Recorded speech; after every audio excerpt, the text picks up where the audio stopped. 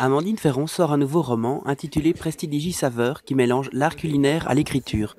La jeune romancière nous raconte l'histoire de son dernier roman et sa vie de jeune écrivain à la notoriété grandissante.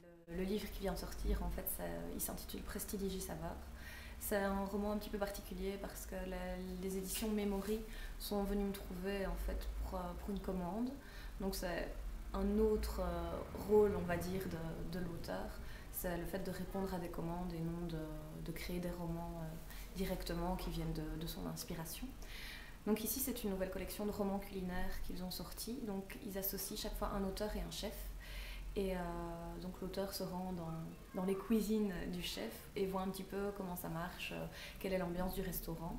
Et la grosse contrainte, c'est qu'on doit intégrer une recette de cuisine par chapitre pour qu'à la fin du livre, il y ait des fiches de recettes détachables pour que les gens puissent cuisiner, s'essayer aux recettes que le chef propose. Comment fonctionne alors le roman? Je veux dire, c'est une histoire continue? Oui, donc ce que j'ai essayé de faire maintenant, les autres auteurs de la collection n'ont peut-être pas utilisé les mêmes procédés. De mon côté, j'ai 3 niveaux de lecture au sein du roman. Donc on a le premier niveau où en fait 2 personnages se rencontrent à l'intérieur du restaurant. Donc c'est un jeune homme qui va inviter une femme à aller manger à la Gloriette, donc au restaurant. Et ce jeune homme va s'apercevoir que Vika, la jeune femme, ne se dévoile pas trop. Elle essaye de rester très secrète, très mystérieuse. Elle a beaucoup de choses à cacher. Donc ça, c'est le premier niveau de lecture. Et il y en a un second dans lequel elle parle un peu plus d'elle-même et elle raconte son passé. C'est dans des lettres qu'elle écrit à sa grand-mère. Dans ces lettres-là, en fait, chaque fois, elle joint une recette de cuisine française qu'elle envoie à sa grand-mère parce elle n'est pas originaire de Belgique. Ce qui vous passionne le plus, c'est d'assembler les mots ou justement de pouvoir partager un imaginaire? Ah, c'est une bonne question. En fait, il faut se rendre compte qu'avoir l'inspiration, c'est facile.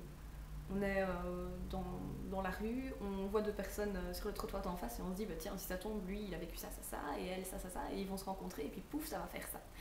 Donc, ça peut venir à n'importe quel moment de la journée, de la nuit même, quand on se réveille et qu'on veut terminer un rêve et qu'on l'écrit pour lui donner vie.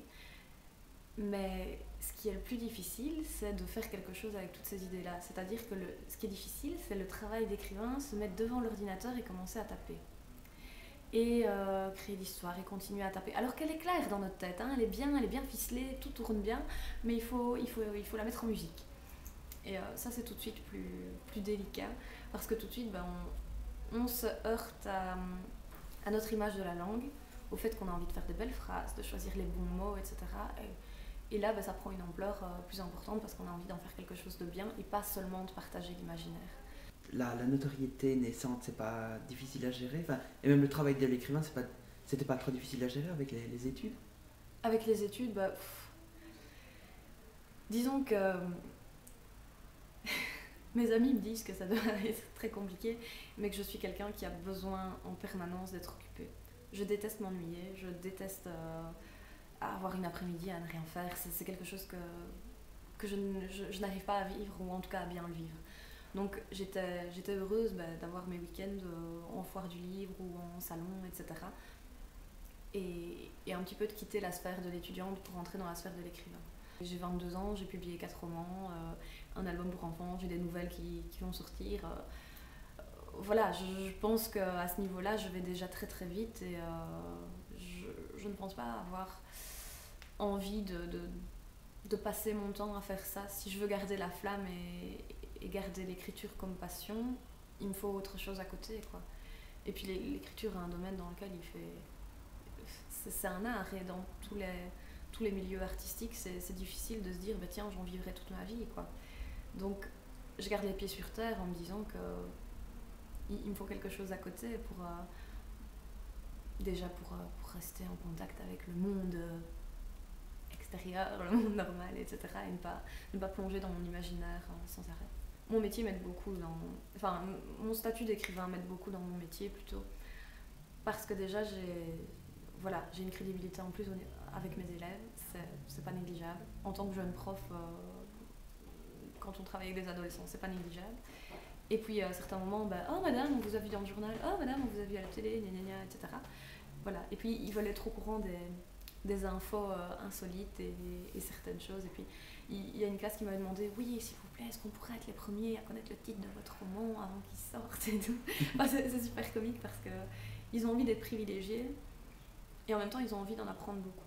Donc parfois ils me posent des questions tout à fait en dehors du cours. On a commencé le cours depuis 1 heure, on voit le théâtre et à un moment donné il y en a un qui me dit, oui mais madame, ça gagne combien en écrivain? Et il y a des petites choses comme ça à certains moments et c'est les questions les plus naïves mais qui parfois sont les plus intéressantes aussi. Donc je dois dire qu'ils me préparent très bien mes interviews.